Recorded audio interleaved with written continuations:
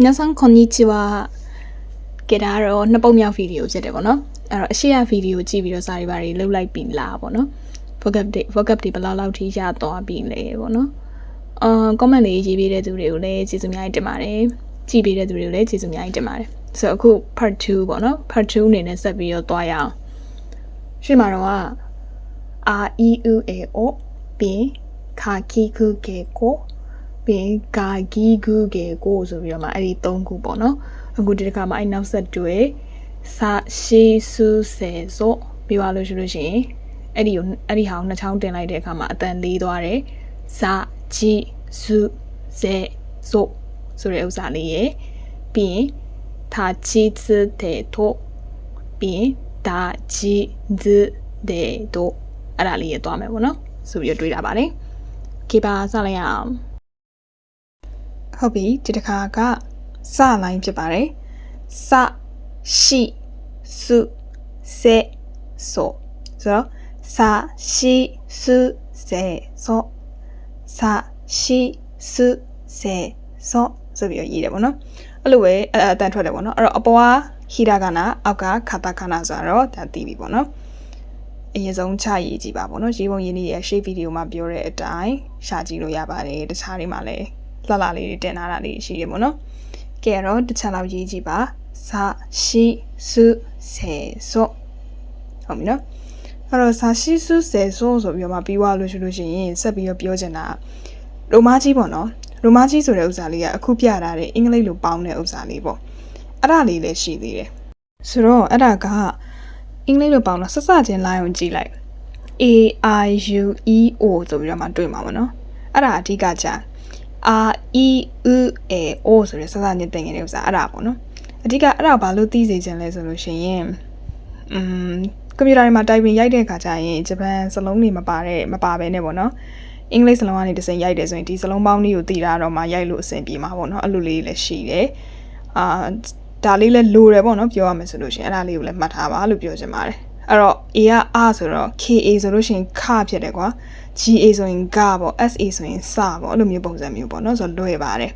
အဲ့တော့ခါကီခုကေကိုလည်းတင်နေပါပြီပြီးရင်အောက်ကဂါကီဂူကေကိုလည်းတင်နေပါပြီနော်ပြီးတော့အခုတင်မှာစရှိစုစေဆိုစပြီးရင်စီမလာပဲနဲ့ရှိလို့လာတာပေါ့နော်အားကြောင့်မလို့တို့ကအင်္ဂလိပ်ရဲ့စီတို့ဘာလို့ဆိုပြောရတာခက်တယ်သိရမလားဒါပေမဲ့အင်္ဂလိပ်စာတို့ဘာလို့တင်မယ်ဆိုတော့မဖြစ်မနေပြောရမှာဆိုတော့တို့တော့ကြိုးစားရတာပေါ့ဟုတ်ပြီနော်စပြီးရှိဆိုပြီးတော့မှလာပါတယ်ဆိုတော့ရှိကတော့ SHI ဆိုပြီးတော့မှပေါင်းတယ်ပေါ့နော်အဲ့တော့အဆုံးထိကတော့တဖြည်းဖြည်းနဲ့သင်ရင်းနဲ့ဒိုမာကြီးရောဟီရာဂနာခတာဂနာတွဲပြီးတော့ပြသွားမှာဖြစ်တဲ့အတွက်အချိန်ယူပြီးတော့ချက်ပါကဲဟုတ်ပြီနော်ဟုတ်ပြီနော်အတန်အနေအဓိကမှတ်ပါကဲတစ်လုံးစီပြောပါမယ်စရှိစုစေဆိုစာရှိစုစေဆိုရမယ်နော်အဲ့ဆိုရင်စာရှိစုစေဆိုတဲ့ဥစ္စာရသွားပြီဆိုတော့အဲ့ဒါနဲ့ပတ်သက်တဲ့ vocab တွေထုံစံတိုင်းကြက်မယ်ပေါ့နော်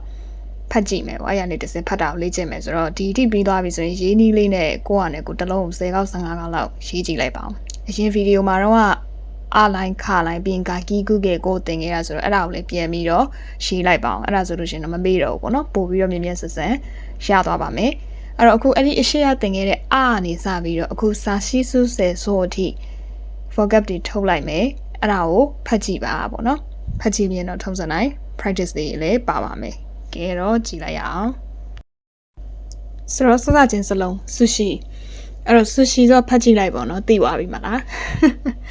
sushi ဆိုပြီးမှရေးထားတယ်ဆိုတော့ sushi အဲ့တော့ဂျပန်တွေကတော့အစားအသောက်တွေကိုပြောရင်ကြီးနဲ့ပြောရှင်းမှာ o ဆိုတာလေးထဲ o sushi ဆိုပြီးမှအဲ့လိုမျိုးသုံးတာရှိတယ်။今日はお寿司食べましょうဆိုလို့ရှိရင်ဒီနေ့ sushi စားကြရအောင်ဆိုတဲ့ပုံစံလေးနဲ့ပြောပါတယ်။ကဲမနှက်ပြန်အောင်ဖတ်ကြည့်ပါဦး။ဟုတ်တယ်။အဆုဆိုပြီးတော့မှမထွက်အောင်နော်။အဆုဟုတ်ပြီနော်။အဲ့တော့အဆုကမနှက်ပြန်အကယ်၍ဒီထဲမှာ invite ကိုသင်တန်းတက်နေရင်းနဲ့မှဒီဗီဒီယိုလေးကြည့်မိတယ်ဆိုရင်နောက်ထပ်တစ်လုံးများသတိရနိုင်မယ်ထင်ပါတယ်မနှက်ပြန်အောင်နောက်တစ်လုံးအာရှတာလို့လည်းခေါ်တယ်အာရှတာဆိုတာလည်းမနှက်ပြန်မယ်ပေါ့နော်အဲ့တော့ဒီမှာကတော့တမတင်ရသေးတဲ့အတွက်အာရှတာကိုထည့်ပြီးရေးရသေးဘူးကဲဟုတ်ပြီအောက်က T ကတော့ ဟုတ်ပါတယ်ခါဆာခါဆာ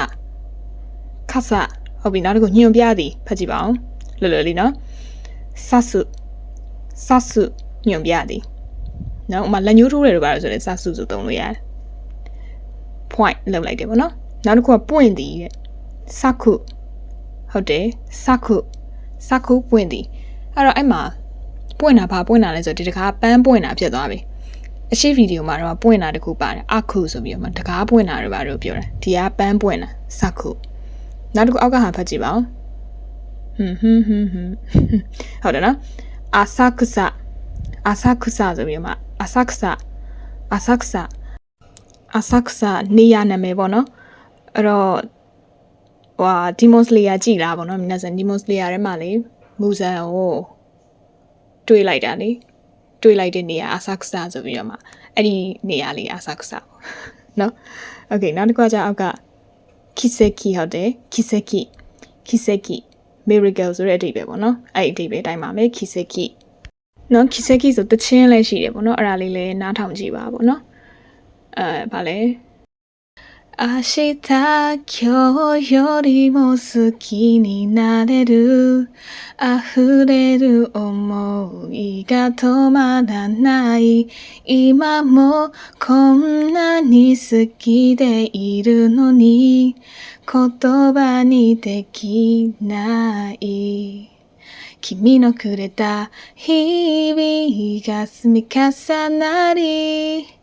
過ぎ去った日々二人歩いた奇跡ဆိုအဲ့တချင်းလေးပေါ့နော်ဆိုတော့သိမယ်လို့ထင်တယ်အဲ့ဒါလေးလည်းနားထောင်ကြည့်ပါ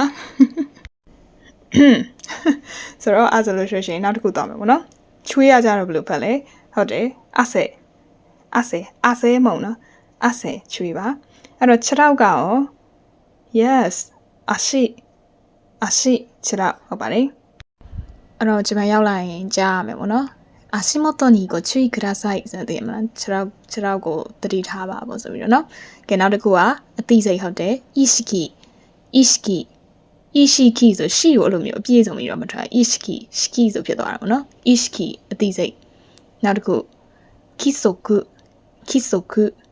則ရルールဆိုအဲ့လိုမျိုးသုံးတာများတယ်ပေါ့เนาะစီမင်းစီကန်းဆိုပြီးတော့နောက်တစ်ခုကိုဒီနေရာကိုမုံเนาะကိုဒီနေရာဆိုကိုဟိုနေရအဆိုကိုဟိုနေရဆိုတော့ဒါကတော့သိပါတယ်ကိုဆိုကိုအဆိုကိုမေးမယ်ဆိုရင်တိုကိုဒက်စကားဆိုမေးတယ်ပေါ့နော်ဝေးသွားတယ်ပေါ့တဖြည်းဖြည်းနဲ့ဆိုတော့ဒီဟာလေးကဆက်စချင်းကြည့်ရင်တော့အဲ့ vocab လေးတွေ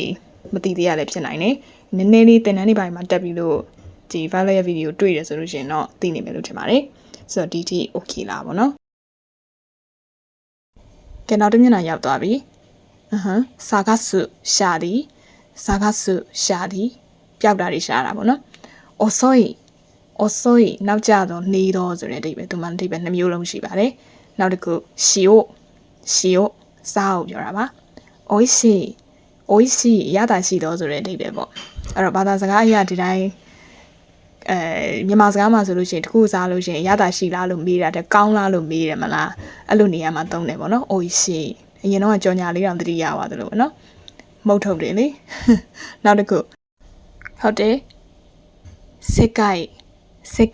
ကမ္ဘာလောကဆိုတဲ့အဓိပ္ပာယ်နော်世界ကမ္ဘာလောက世界မဟုတ်နော်世界နောက်တစ်ခုကကြတော့အလင်းလိုသည်တဲ့急ぐအလင်းလိုသည်ဆိုတာ verb ပေါ့နော်急ぐအလင်းလိုသည်ဆိုတဲ့အဓိပ္ပာယ်အလင်းလိုသည်ဆိုမြင်မြန်လုပ်သည်ဆိုတဲ့အဓိပ္ပာယ်လည်းပါပါတယ်နောက်တစ်ခုうさぎယုံပေါ့နော်ထိုင်ကောင်ကတော့ဟုတ်တယ်ဤစုပါလူမျိုး国籍လူမျိုးဆိုတော့ဥမာဖောင်နေပါလေဖြည့်လို့ရှိရင်လူမျိုးဆိုရေးတာမြန်မာလို့ဖြည့်ရမှာပေါ့အဲ့လိုမျိုးပြောတာเนาะ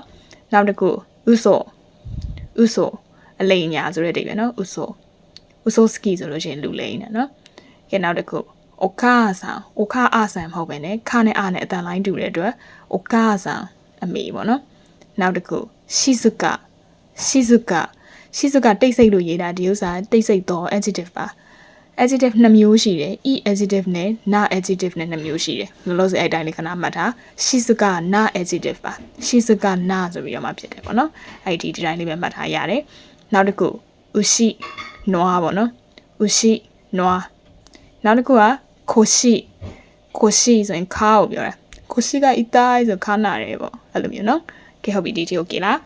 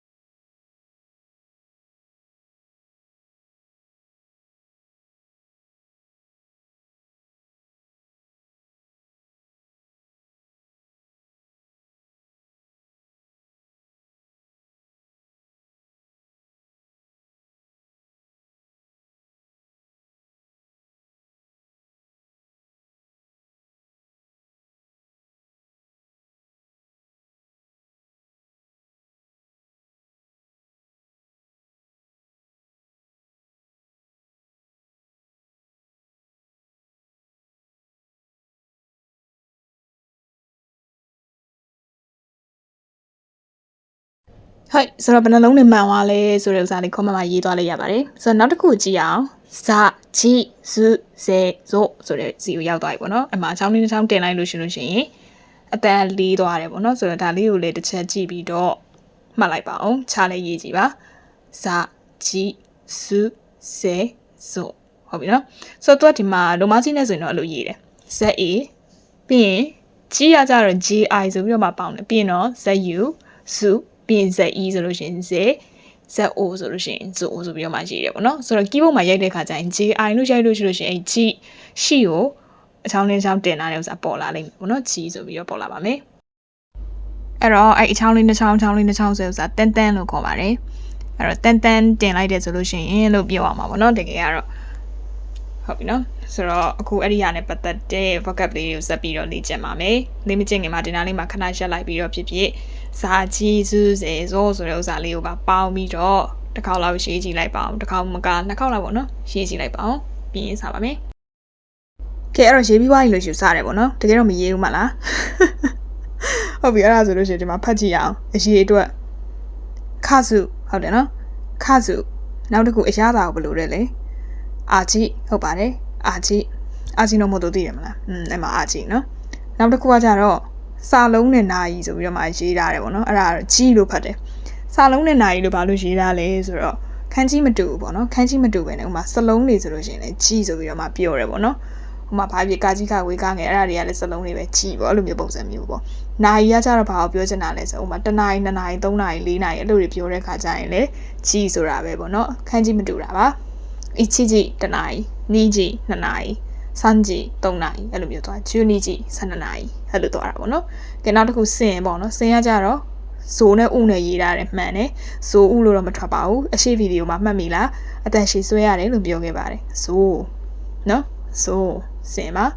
နောက်တစ်ခုကကြတော့ဆောင်းပါကတော့ခီကြီးဟုတ်တယ်ခီကြီးလို့ဖတ်တယ်နော်ဆောင်းပါခီကြီး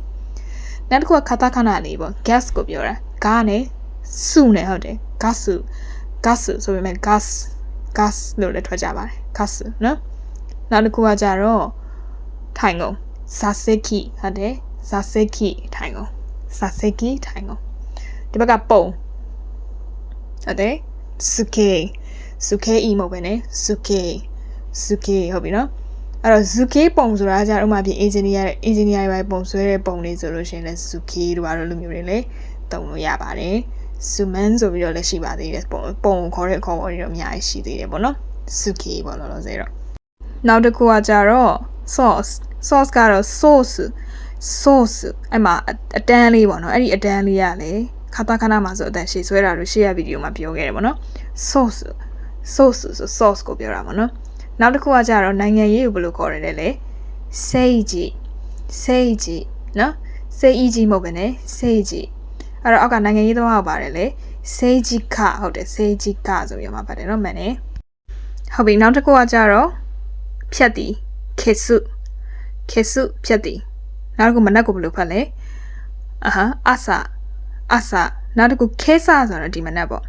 နော် this morning ဆိုတဲ့အဓိပ္ပာယ်ခေဆာပေါ့ဒီမနက် coffee တောက်ခဲ့တယ်ခေဆာကိုဟီယိုနိုမီမစတာဆိုတာမျိုးပေါ့နော်အဆာနဲ့ခေဆာနဲ့ကတော့မတူဘူးပေါ့နော်အဆာမနက်ခေဆာဒီမနက်ဆိုတော့ဒီမှာ vocab တွေအများကြီးပဲရှိနေပြီပေါ့နော်ဆိုတော့အဲ့ဒါလေးဖြစ်နိုင်တော့ကြက်ပါလို့ပြောချင်တယ်မဖြစ်နိုင်လည်းကြက်လိုက်ပါဟုတ်ပြီနော်ဘာလို့လဲဆိုတော့နောက်ပိုင်းလဲကြက်ရမှာပဲဆိုတော့ကြက်တာတော့ပိုကောင်းတယ်ပေါ့နော်အမှဗီဒီယိုခဏကြည့်ပြီးနားထောင်တာဖြစ်ဖြစ်ဒါမှမဟုတ်ရှင်လဲကိုယ်တိုင်ရေးထားတဲ့ဥစ္စာကိုပြန်ဖတ်တာဖြစ်ဖြစ်လေ့ကျင့်ပါလို့ပြောချင်ပါတယ်ဟုတ်ပြီနောက်တစ်ခုကကြတော့မီးလောင်မှုခကြီးဟုတ်တယ်ခကြီးလို့ဖတ်တယ်ခကြီးအဓိပ္ပာယ်နှမျိုးရှိတယ်ပေါ့နော်မီးလောင်မှုလည်းရှိတယ်အိမ်မှုကိစ္စအိမ်လို့ဆိုတဲ့အဓိပ္ပာယ်လည်းရှိပါတယ်နောက်တစ်ခုခကြီးအရှိမှလည်းပါပြီးသွားပြီပေါ့နော် sorry ပါနောက်တစ်ခုဂျီကိုကတော့ဒါ accident ပေါ့နော်မတော်တဆမှုတွေကိုဂျီကိုလို့ခေါ်တယ်နောက်တစ်ခုအခွန်တိုးခြင်းပါတယ်လေအတန်ရှိဆွဲရမှာပါတယ်နော်ဟုတ်တယ်ဇိုးစိအခွန်တိုးခြင်းနော်နောက်တစ်ခုကဂူဆူဆိုတာစုံကိန်း24680အဲ့ဒါကိုပြောတာနော်ဂူဆူလို့ဖတ်ပါတယ်ဥတွေပါတယ်ဆိုတော့အတန်ရှိဆွဲမယ်နောက်တစ်ခုအခွန်ကရောဟုတ်တယ်ဇေးခင်နော်ဇေးခင်တယ်လို့လည်းဇေးခင်တာပေါ့နော်ဇေးခင် okay ဇေးခင်အခွန်နောက်တစ်ခုကကျတော့လုံးဝပါတယ်လေဇင်းဇန်မဟုတ်နော်ဇင်းအဲ့ဒီ on ကိစ္စနောက်မှာတက်ဗီဒီယိုတစ်ပုဒ်လာလိမ့်မယ်ပေါ့နော်နောက်တစ်ခုမေးရိုးတို့မေးစေးတို့ဘယ်လိုပြောလဲဆိုတော့အာကိုနော်မမေးရိုးစေးလို့ရေးထားတယ်ဆိုမေးစေးလေတူတူပဲပေါ့နော်အာကိုနောက်တစ်ခုကကျတော့ဂေခဟုတ်တယ်ဂေခခွဲစိတ်ဌာနပါနောက်တစ်ခုဖတ်ကြည့်ပါဦးခစုအရေးအတွက်ဟုတ်တယ်ခစုနောက်တစ်ခုကအာဟိစုဆိုတာအချက်ပြတာကိုပြောတာပေါ့နော်ဆိုတော့အာဟိစုဆိုတဲ့စလုံးလေးပါတယ်တခြင်းလေးလည်းရှိရပေါ့နော်အင်္ဂလိပ်တခြင်း say so ဆိုတဲ့တခြင်းကိုပြန်ပြီးတော့ဂျပန် version ပေါ့နော်ရှားကြည့်ပါနောက်တစ်ခုခါဇဲဟုတ်တယ်လေပါခါဇဲကလည်းတခြင်းရှိတယ်ခါဇဲဆိုတဲ့နာမည်နဲ့ရိုက်ကြည့်လိုက်နော်နောက်တစ်ခုမိသားဟိုအရင်တော့တခြင်းမြန်မာလိုမျိုး version copy လားအဲ့ဒါလည်းရှိတယ်ပေါ့နော်ဆိုတော့ခါဇဲလည်းရှာကြည့်ပါနောက်တစ်ခုကကြတော့ဟုတ်တယ်ခါစုခုမိသားစုနောက်တစ်ခုတိုးပွားခြင်းကကြတော့ဇိုးကဆိုလို့ဆိုပွားများလာတယ်တိုးပွားလာတယ်ဆိုတဲ့အဓိပ္ပာယ်ပေါ့နော်ဟုတ်ပြီနောက်တစ်ခုထုတ်လုပ်ခြင်းဟုတ်တယ်စေးဆိုဆိုရင်ထုတ်လုပ်ခြင်းနောက်တစ်ခုဖတ်ကြည့်ပါဦးအေးဆိုဟုတ်တယ်အေးဆိုเนาะမှတ်မိမယ်တခုလောက်ဆိုတော်တော်ဖတ်တတ်နေပြီလို့ယူဆတယ်နောက်တစ်ခုရှင်းဆိုဟုတ်တယ်ရှင်းဆိုဆိုတာနှလုံးကိုပြောတာပေါ့เนาะရှင်းဆိုနှလုံးဆိုတာဒီတကယ်ခန္ဓာကိုယ်အစိတ်ပိုင်းရဲ့နှလုံးဆိုပြောချင်တာဥမာအပြင်စကားထဲမှာပြောတယ်နှလုံးသားတို့ပါအဲ့လိုမျိုးကြပြဆန်တဲ့စလုံးပါကြတက်ရှိတယ်အဲ့ဒါယူရှင်းဆိုလို့တော့မသုံးခိုးလို့သုံးတယ်ပေါ့เนาะဒါကတော့တကယ်ခန္ဓာကိုယ်အစိတ်ပိုင်းရဲ့ရှင်းဆိုပြီးမှသုံးတာပါအဲ့တော့皆さん心なしဆိုတဲ့တခြင်းလေးတည်လာပါတော့အဲ့တခြင်းလေးဆိုလို့ရှိလို့ရှင်အဲ့ဒါလေးပါတယ်ပေါ့နော်ဗါလဲねもしもすべて忘れられたなら泣かないで生きることも楽になるのでもそんなことできないからもう何も見せないでよ君にどれだけ近づいても僕の心臓は一つだけပေါ့နော်ဆိုတော့အဲ့တခြင်းလေးလည်းနားထောင်ကြည့်ပါလို့ပြောချင်ပါတယ်အဓိပ္ပာယ်လေးလည်းကောင်းတယ်ဆိုတော့နော်ဆိုတော့တခြင်းကောက်ဆိုနေဥစားများနေဆိုတော့နောက်ရက်ဖြစ်သွားရင် sorry ပါဒီမှာကျွန်မစာသင်လဲလို့ပဲပေါ့နော်ပြောရွှင်နဲ့ထားတတိယတဲ့ဥစားလေးထားဆိုပြလိုက်ပြောပြလိုက်ကျောင်းသားတွေနဲ့တိုင်ပင်လိုက်လို့မျိုးလေးလုပ်တယ်ပေါ့နော်ဆိုတော့ဒါကတော့ကိုဗီဒီယိုထဲမှာဆိုတော့နော်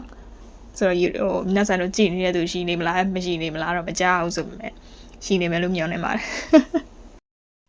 ဟိုက်ဆိုတော့ဒါဆိုလို့ရှိရင်ဇာကြီးစုစေဆိုဒီ vocabulary တွေတော်တော်ပါသွားပြီဆိုတော့လေ့ကျင့်မဲ့အချိန်ရောက်ပါပြီ